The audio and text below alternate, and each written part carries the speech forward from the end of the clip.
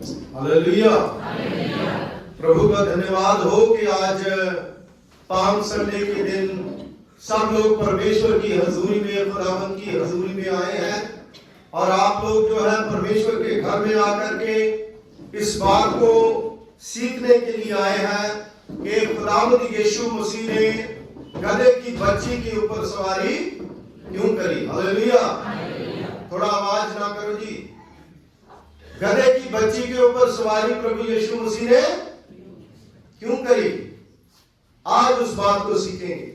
सबसे पहली चीज तो मैं आपको बताना चाहूंगा कि जो पैसेज हमने पढ़ा है उसमें हेडिंग में लिखा है कि यरूशलेम में विजय प्रवेश। यरूशलेम में विजय प्रवेश। विजय प्रवेश का मतलब क्या होता है? जीत के साथ आगे बढ़ना। हालेलुया। जीत के साथ आगे। खुदावंद यीशु मसीह 2 बार पहले यरूशलेम में जब गए तो एक बार जब एक आदमी जो जिसके अंदर से कई दुष्ट आत्मे भूत जिसको चिमड़े हुए थे, उससे जब प्रभु यीशु मसीह ने निकाल करके सूरों में उसको, तो उस समय लोगों ने कहा तौबा है तौबा, ये कैसा बंदा है, इसको इससे बाहर निकालो। यानी यीशु मसीह का विरोध करा। हालेलुया। यीशु मसीह का विरोध करा उन लोगों ने। और दूसरी बार खुदावंद यीशु मसीह जब लाजर को जिंदा करा, लाजर को जिंदा करा, और उस समय और उससे पहले यीशु मसीह के ऊपर पथराव करा लोगों ने। क्यों? क्योंकि कहते हैं कि अजीब बातें करता है, इसको पत्थर मार के इस अपने नगर से, अपने गांव से उसको बाहर निकालो।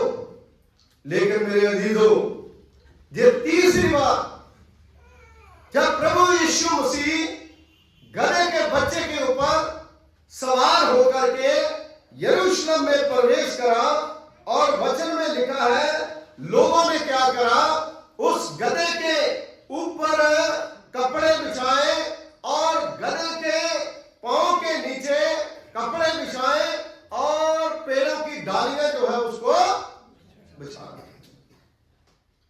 क्यों? क्योंकि लोग जो है उस समय के जो राजे थे उनसे बड़े घबराए हुए थे, क्योंकि वो जो हमको तंग करते थे। और मैं एक बात और आपको बताना चाहता हूं, वो जो लोगों ने कपड़े डाले थे, वो जो लोगों ने खुदावंद यीशु मसीह के आगे जो खजूरों की डालियां डाली थी, वो आत्मिक जागृति के लिए नहीं थी।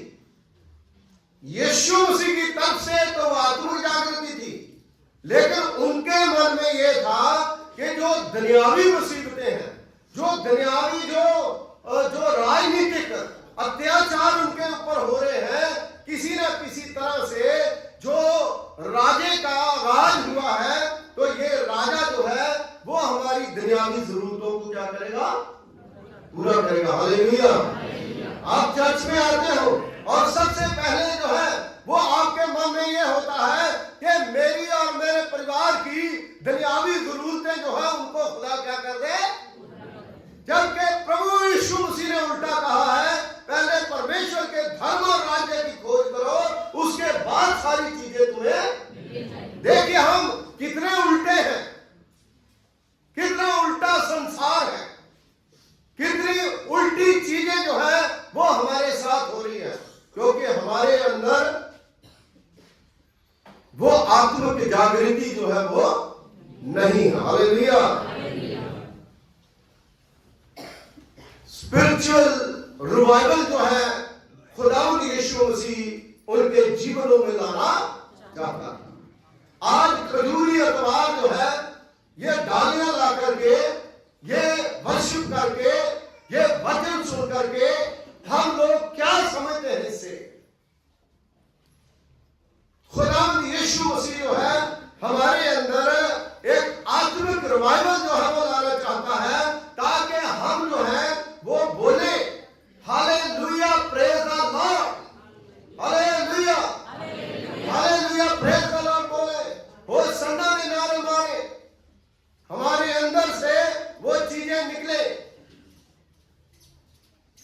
मेरे अजीजों, हम एक बंद बोतल की तरह हैं, जो जैसे कोक जो है उसमें गैस भरी रहती है ना, हम बंद बोतल की तरह हैं, क्योंकि जब तक वो खुलेगी नहीं, है ना, उसका कोई टेस्ट।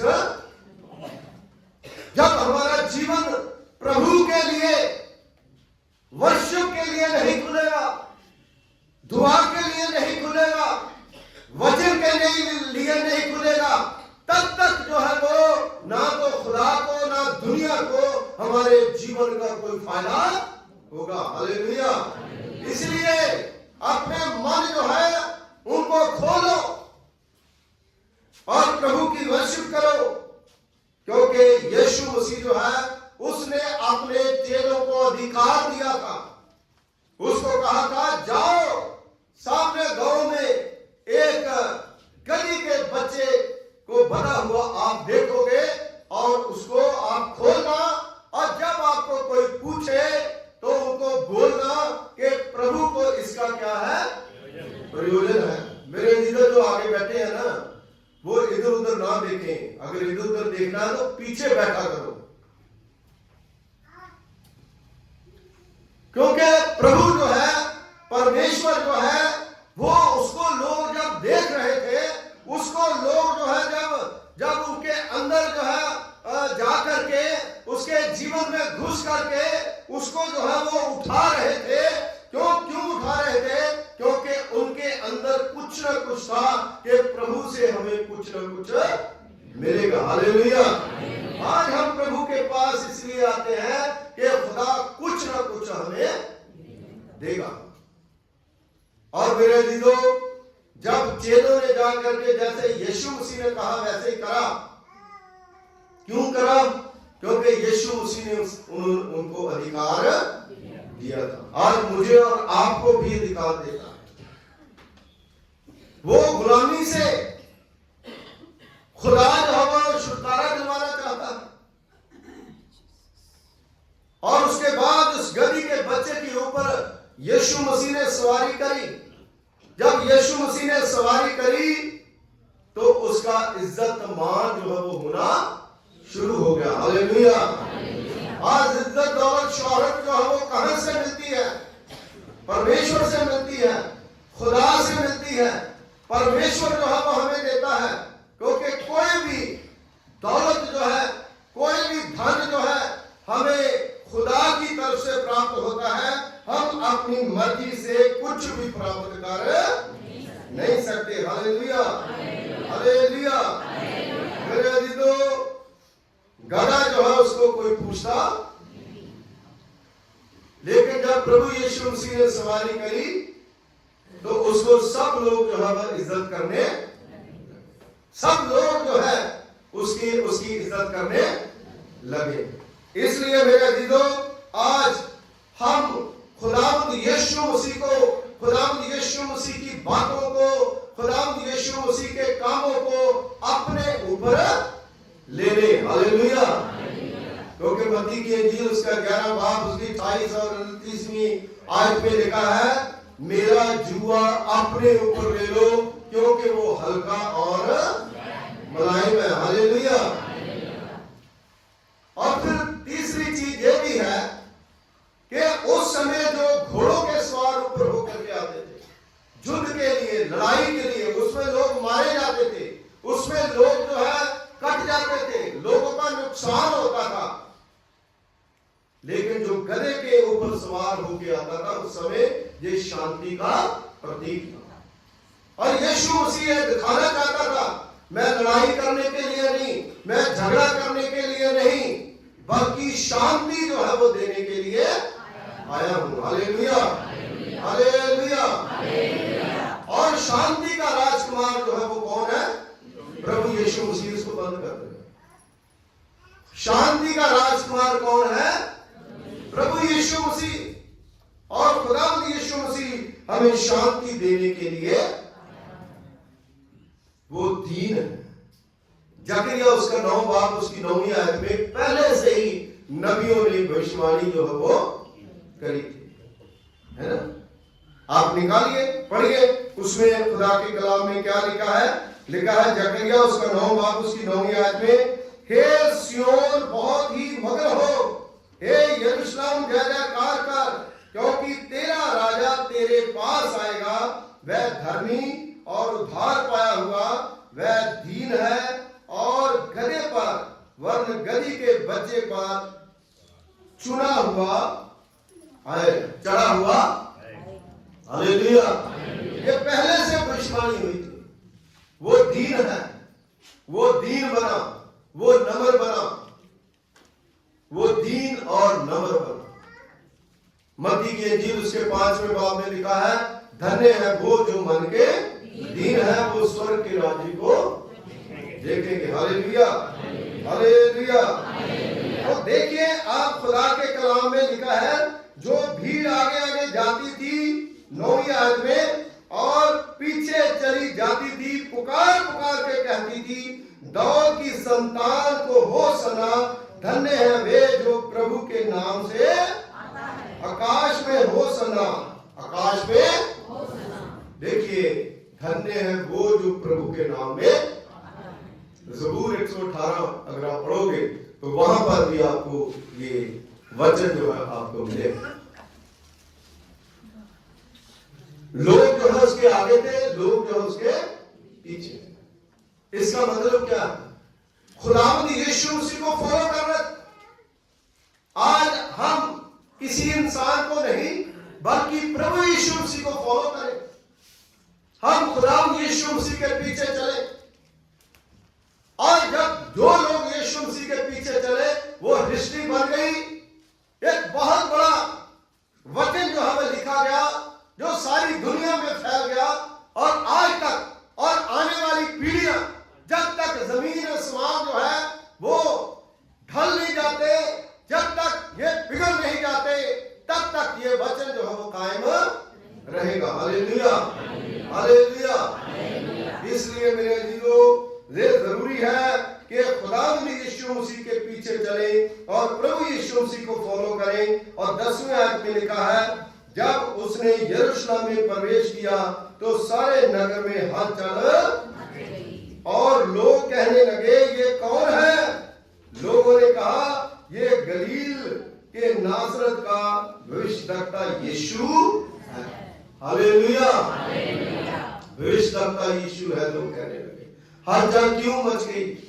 क्योंकि 2 बार तो उसको निकाला था, तीसरी बार फिर जो है वो उस बात के लिए, उस चीज के लिए खुदावंद यीशु मसीह जो है गया कि वह किसी तरह से इन लोगों को ये पैगाम देना है। Hallelujah, hallelujah. ये आत्मिक जागृति जो है वो हमारे मन में होनी बहुत ही, जो लोग सो रहे थे वहां पर, उनको जगाने के लिए प्रभु यीशु मसीह। आज भी जो लोग सोते हैं उनको जगाने के लिए खुदावंद यीशु मसीह जो है इस संसार में, इस दुनिया में आता है। Hallelujah, hallelujah.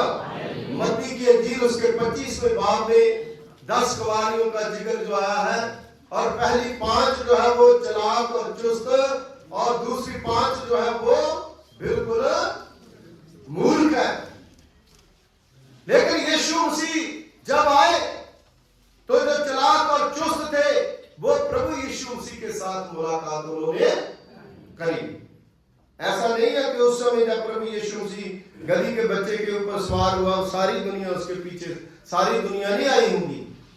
कुछ चुनिंदा लोग जो है जिनके अंदर आत्मिक जागृति की चाह थी वो प्रभु के पास आए, दूसरे लोग तो घर में ही बैठे। आज भी जरूरी है कि हम लोग जो है उसके इंतजार करें। जब प्रभु यीशु मसीह आएगा, राजा हमारा आएगा, तो हम तैयार पाए जाए। जो चुस्त और होशियार 5 कुंवारियां थी, उनके अंदर दुआ प्रार्थना की भरमार थी। उनके वो जागती रही, वो वेट करती रही, वो प्रभु यीशु मसीह को उड़ीक करती रही। और जब उड़ीक करती रही, जब दूल्हा आया, राजा आया, तो उन्होंने खुदावंद यीशु मसीह के साथ मुलाकात। लेकिन दूसरी जो है वो देखती ही अपनी मसाले जो वो ठीक करने लगी, दूसरों से तेल मांगने लगी, है ना। लोग कहते हैं कोई बात नहीं, किसी की टांग पकड़ के चले जाएंगे, है ना, सोते रहो कोई बात नहीं। जितना ज्यादा हम खुदा से दूर भागेंगे उतनी तकलीफ में हम जाएंगे। जितना ज्यादा प्रभु से दूर जाएंगे उतना डिप्रेशन में जाएंगे, उतना हमारा नुकसान हो जाएगा। ये सच है। जितना जितना आप प्रभु के नजदीक आएंगे, जितना आप खुदा के नजदीक आएंगे, उतना ही खुदा जो है वो आपको बढ़ाता जाएगा। जो चीज प्रभु के पास आती है वो बढ़ती है, वो बढ़ती है। जो खुदा से दूर जाती है वो सुकड़ती है और कम हो जाती है। Hallelujah, hallelujah. जो लोग प्रभु के पास आते हैं परमेश्वर उन्हें आशीष देता है, उन्हें दीन कर देता है, उन्हें नम्र कर देता है, उनकी जीवन जो है वो बदल देता है। इसलिए मेरी बेटियों, बहनों, भाइयों, खुदावंद के बच्चों, परमेश्वर जो है उसने अपने पुत्र प्रभु यीशु मसीह को इस संसार में इसलिए भेजा कि वो हमें शांति दे, वो हमें आशीष दे, वो हमें बरकत दे और अपनी बरकतों से वो हमें मालामाल। इसलिए अपने मन के अंदर एक जागरूकता जो हो रखें, क्योंकि उसने कहा जागते रहो और प्रार्थना करते रहो। हालेलुया। ये दिन हम क्यों मनाते हैं? कि हम जागरूक हो कि हमारे प्रभु के पीछे कैसे लोग जाते थे और कैसे उन्होंने खुदा यीशु मसीह को स्वीकार करा, और हम लोग भी यीशु मसीह को स्वीकार करें और प्रभु के पीछे चलें। दुआ करें। खुदावंद हमारे अनुग्रहकारी पिता, तेरा धन्यवाद करते हैं, तेरा शुक्रिया करते हैं। तूने अपनी बड़ी पाक मोहब्बत के द्वारा प्रभु से होने दिया कि हम खुदावंद आपके पवित्र पाक कदमों में शुक्रगुजारी के साथ खुदावंद आपकी महिमा कर सके, आपकी तारीफ कर सके। आप महिमा और आदर के योग्य परमेश्वर, आप दया से भरे परमेश्वर, आप रहम से भरे परमेश्वर। सचमुच प्रभु खुदा परमेश्वर जी, आपने गधे के बच्चे के ऊपर सवारी इसलिए करी क्योंकि आप छुटकारा देना चाहते हैं। आप रिवाइवल खुदावंद अपने लोगों के अंदर लाना चाहते हैं। आप हमें प्रभु जी दीन बनाना चाहते हैं, आप हमें नम्र बनाना चाहते हैं, आप हमारे जीवनों में आशीष देना चाहते हैं, आप हमें बरकत देना चाहते हैं। खुदावंद आप हमें बरकत दें, आशीष दें और अपनी आशीषों से मालामाल करें। जितने आपके बेटे और बेटियां आए हैं इन सब पर अपनी कृपा और अपने फजल का हाथ रखें। यीशु मसीह के वसीले से मांगते हैं, आमीन।